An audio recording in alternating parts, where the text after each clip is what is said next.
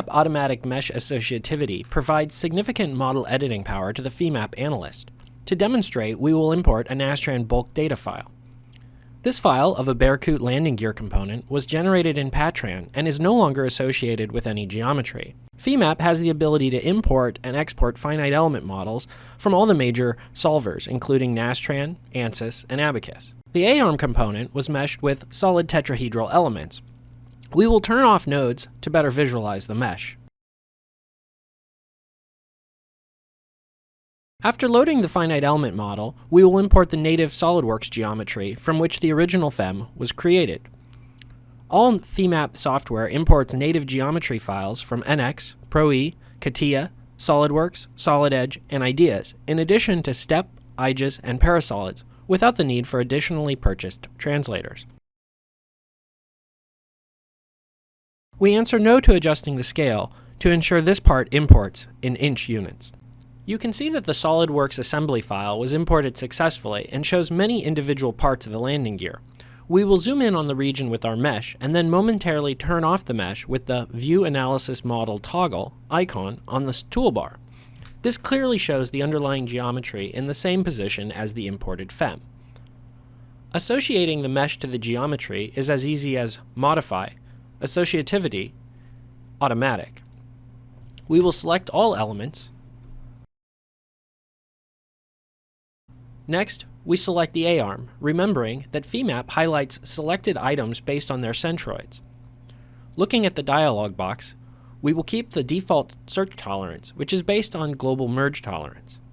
We will keep the other defaults as well. This will remove the previous associativity of these elements and nodes if any existed.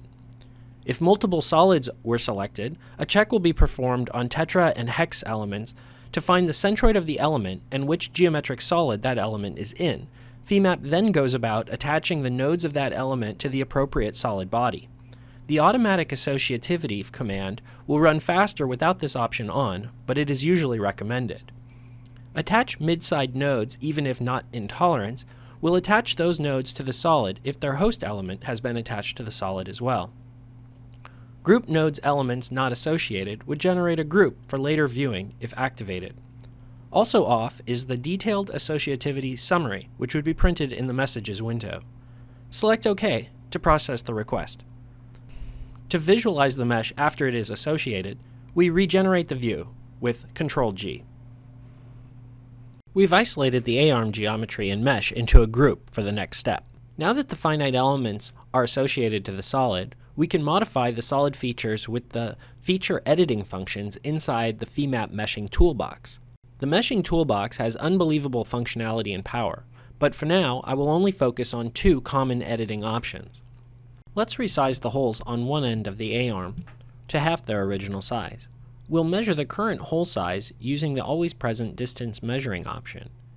Selecting points, we see the distance is 5/8 of an inch.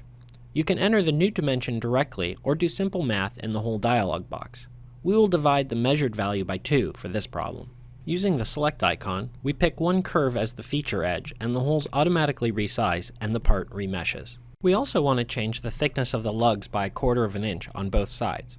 We will select Surface, Translate Surface, and using the delta options, we will add 1/4 of an inch to the inside of the clevises. Once there is a valid vector and operation selected, the Select and Dialog Select icons will become active. Let's use the Dialog Select for the first clevis. We see the common dialog box for selecting surfaces. We will select the +Z face and fill it to modify, and we will see it automatically update the mesh. We will update the thickness translate direction, and then use the Select icon to pick the face directly. We need to select both the face first and then the radius region.